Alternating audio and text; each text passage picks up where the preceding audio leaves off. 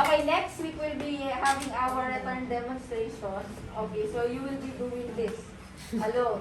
And I need your checklist and I need your items. Okay, no checklist and items. Okay, it's clear na hindi kayo makakapag-demo. So don't forget.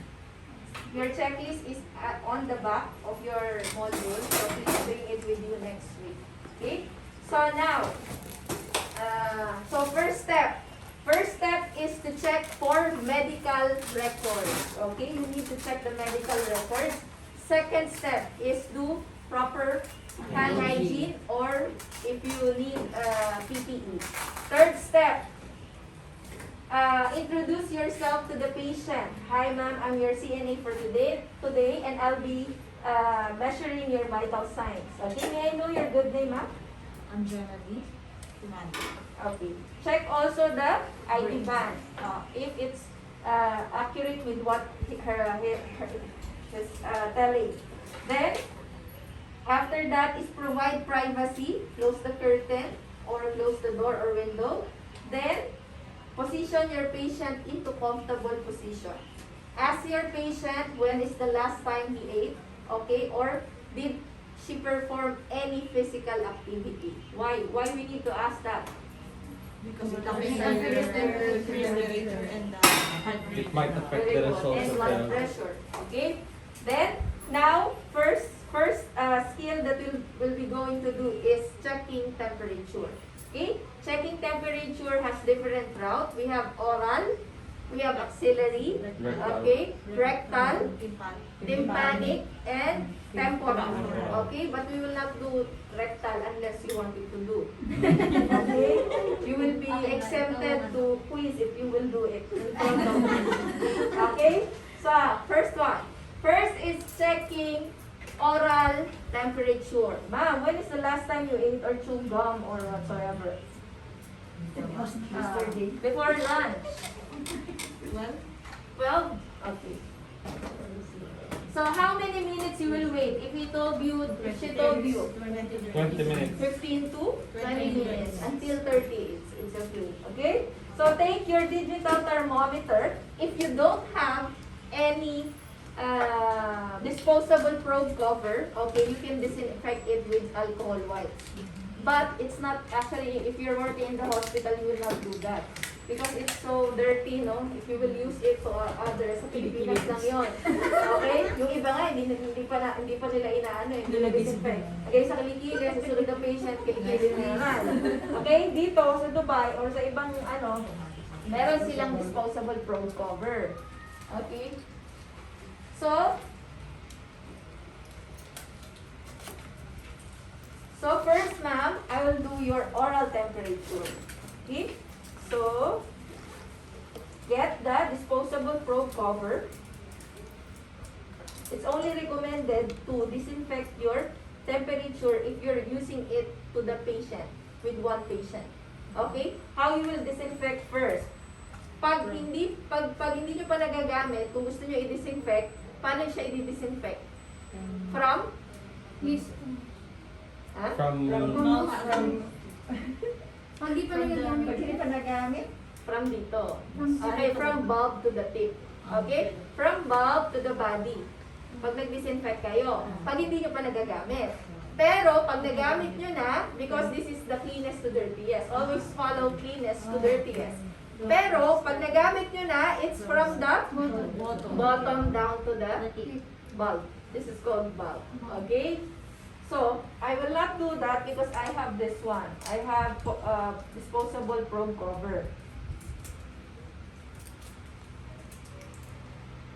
Or this one, the one I give it to you.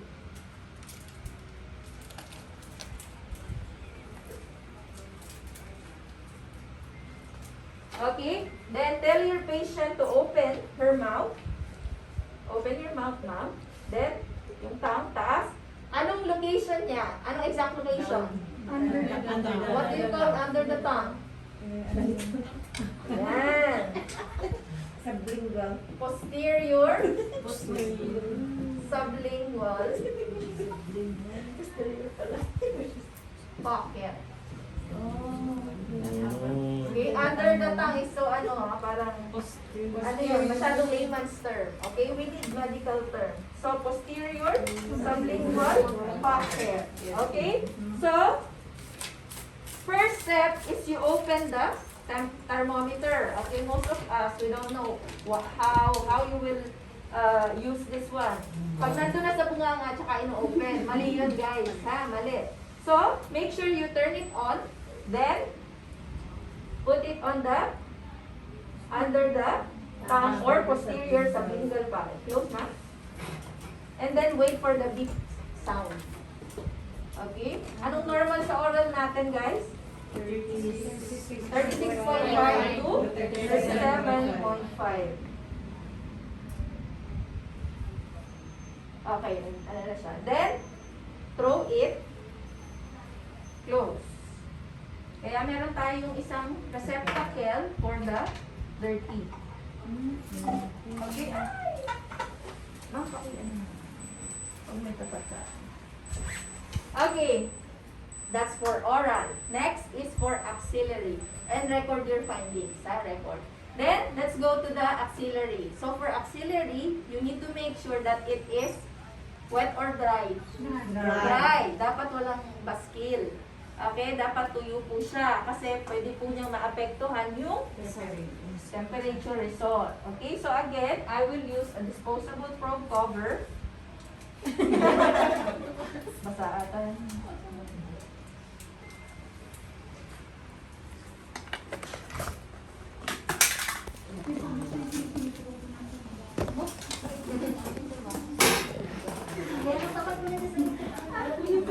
Punasan mo. Tapos amin yung pinapura na. Kahit saan. Okay, ako. Then fold niyo siya. Dapat sa gitna yung iba kasi dito nilalagay dito sa dulo, inaakirigan doon sa gitna. Sa dito. Okay, gitna po siya. Check nyo kilikili na mga katabi nyo. Turn it on. Turn it on. Okay, so pag na-ensure nyo na siya na tuyo siya, ilagay nyo na po siya sa mid. Okay. Then wait for the beep sound. Anong normal natin sa auxiliary? 37. Anong pinakamataas na temperature route? Rectal. Anong route? Rectal. Kasi mainit siya, sa loob siya ng katawan. 38. Oh, 38. Okay, so ma'am, your auxiliary temperature is 36. Okay, then dispose.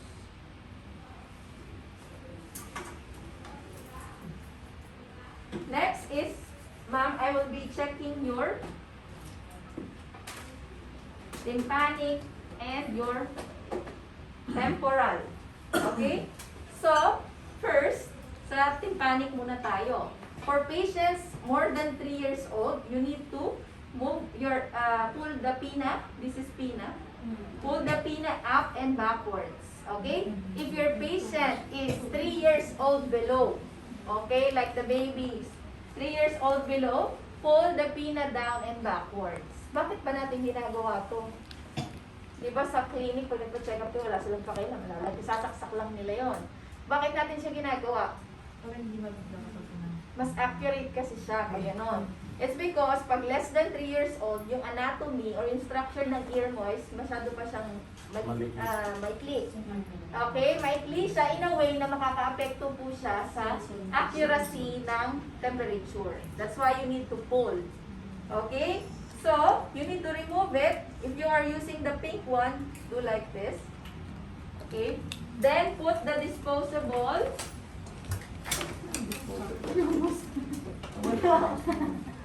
Okay. Put it. Turn it on here. Here, ha? Yung iba, ma'am, ayaw gumana kasi ito binipindot. Iba po to, ha? Pag ilalagay niya na sa tenga to. Pag i-open niya, ito muna. Ito. Okay? Accurate to. Second accurate, most accurate sa rectal. Kasi sa loob din po siya. Okay? So, pull the pinna up and backwards. Fast Then, Press. press dito sa taas, upper part. So, the temperature, tympanic is 37.3 degrees Celsius. Dispose. Okay? This is dual type. So, you can use also the forehead or the temporal. So, for temporal, guys, you can do the temporal here in the forehead, in your temporal site, temporal pulse, and under the ears. Okay, you can do anywhere. Okay, but in our checklist, what we will do is here in the forehead. So before doing that, make sure that this is dry. Pag may pawis, punasan. Okay? Turn it on. Turn it on. Huwag nyo nang idikit talaga sa skin kahit ganyan lang po. Then, 36.9. Usual. Video na pinakita mo, yung nurse, inano niya, tapos sinasabi. Pero ito lang yun. Kasi yun yung ibang way. Pero ang gagawin lang natin ito. Okay? Then, the normal, the result is 36.9. So, ngayon, i-record po natin siya. Okay? Then, finish. Then, hand hygiene. Now, ma'am, I'll be taking your pulse rate. Okay? Pulse rate, radial and apical pulse. Okay? So, the normal for adult is 60 to 100 beats per minute. Okay? Beats per minute. Okay? So, ma'am, make sure your patient is relaxed. Make sure that your patient has no physical activity. Okay? Before checking in. If he has exercise or walk from the bathroom, make sure that you rest your patient for how many minutes? 15 minutes. 15 to 20 or until 30 minutes. Okay? Then, you need your wristwatch with second hand clock. Second hand clock. Okay? So, if you have wristwatch with second hand clock, this is 12, 3, 6, 9. Okay? Di ba umiikot yung second hand pa, ikot. Okay? So, usually, para mas madali nyong malaman na 30 seconds na yung bilang nyo, mag-start kayo either dito, dito, dito. So, kung dito, matatapos ka hanggang 6. Kung dito, matatapos ka hanggang 9. Kung 9 ka nag-start po, tapos ka hanggang 3. Gets nyo? Yes, ma'am. Okay, it's not allowed to use digital, we are doing the basic. What is in the book. Okay? Even we have digital clock here, it's not allowed. Okay?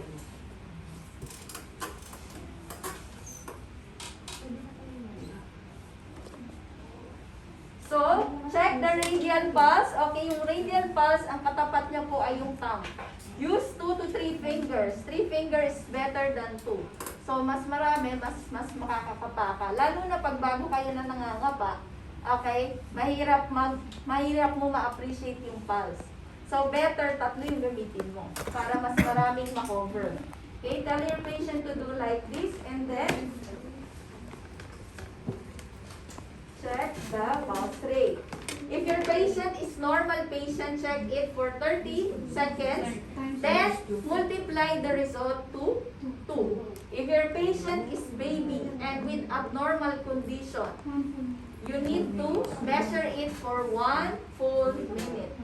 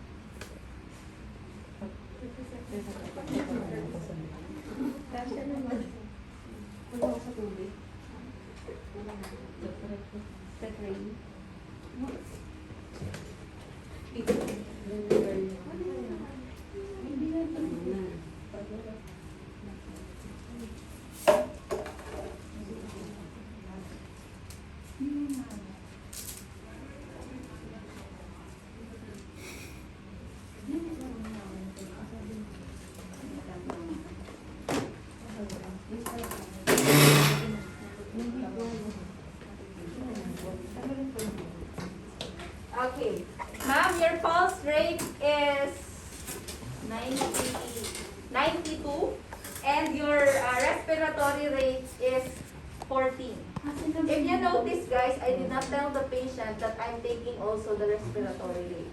That's what I want to see during your demonstration. You're not telling the patient that you are also measuring the respiratory rate. Okay? Paano ko ginawa yun?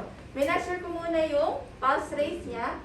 Okay? Hindi ako nag-stop. Hindi ko sinabi yung result sa kanya muna ng pulse rate niya. Then, continue ako sa respiratory rate for 30 seconds again.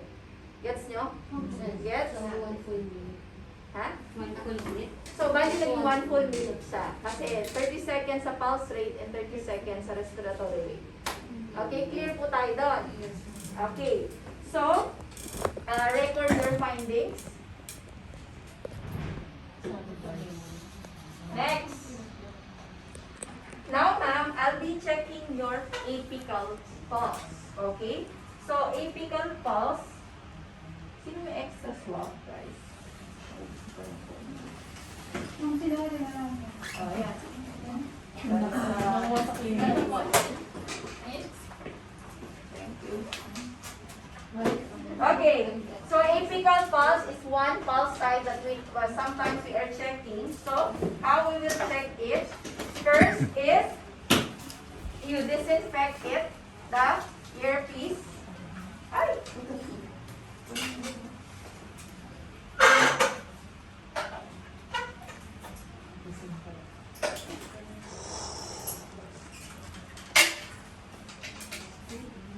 Okay, you disinfect it. Make sure that the earpiece is towards you. Okay, put it and then check if meron kayong naririnig. Okay, kung wala kayong naririnig, iikot nyo lang to. Kung ano yung mas malakas. Okay, next, what is the exact location of your pulse? Apical pulse. Left, mid clavicular line, 5th intercostal space. Okay.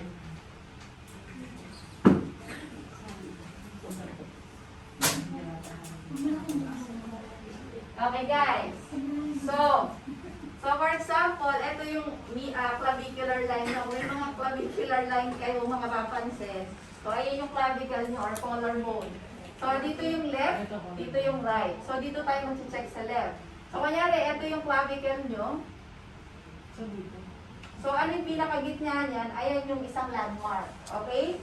Then, meron kayo sa thorax nyo ng mga ribs. Okay? Kunyari, yan yung ribs. 2, 3, 4, 5. Okay? So, this is the first rib, second, third, fourth, fifth. Ano yung sinatawag nating intercostal space? Yung mga spaces ito. First space, 1, 2, 3, 4. Doon tayo sa fifth. Okay, so ito yung fifth. So pag tama mo sila, ito yung point of maximal pulse. So this is where you will check your apical pulse. Okay, paano nyo malalaman na ito yung patient mo? Okay? In short, that's just below your nipple. Okay? Just below your nipple. Okay, so, sa baba ng dede. Okay, sa tapat ng nipple. Okay? Okay, pag nakabra, itaas na lang yung konti yung bra nyo. So, to appreciate it. So, kung ako, kasi ako, kaya ko siya kasi ano na ako. Okay? So, meron ditong ribs, 1. Tapos may space siya, 1.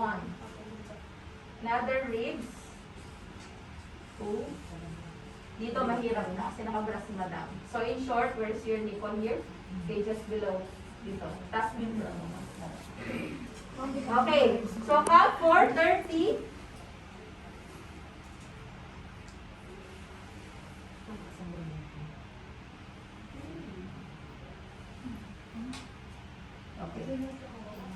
Mid-clavicular line, 5th intercostal space. Hindi ka dito sa likod.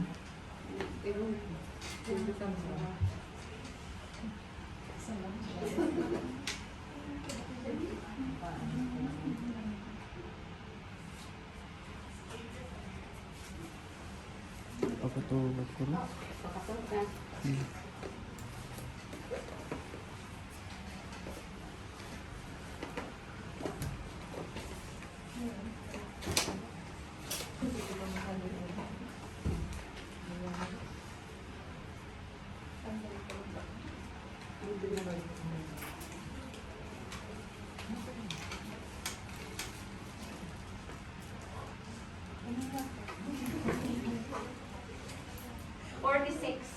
So, ma'am, your apical pulse is 92 beats per minute. Okay? Then, after that is you need to clean it again.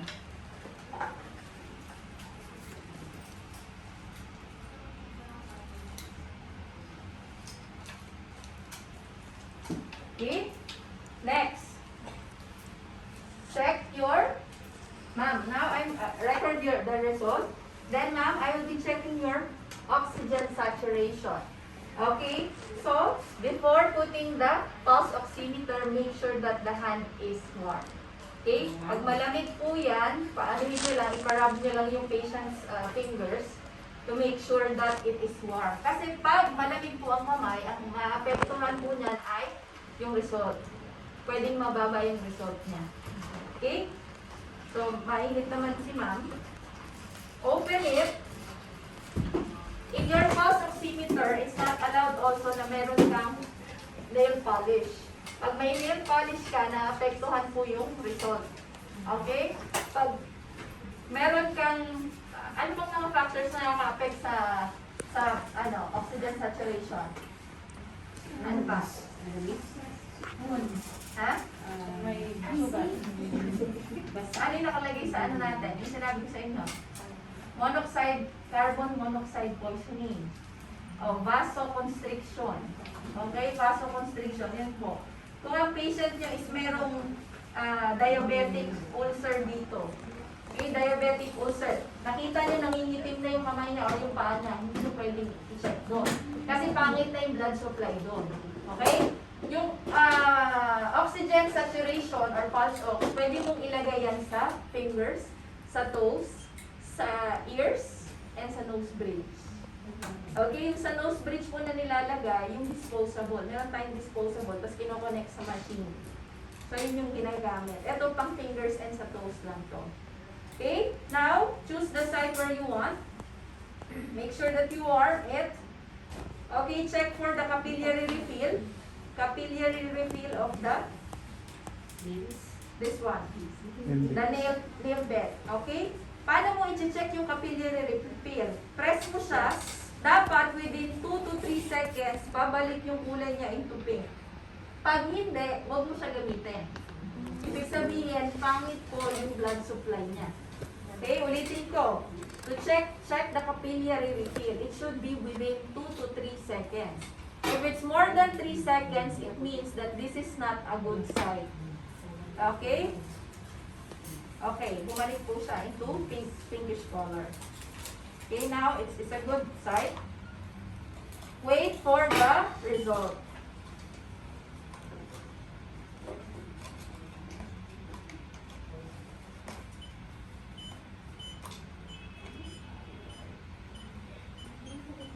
So, the SpO2 or oxygen saturation of ma'am is 99%.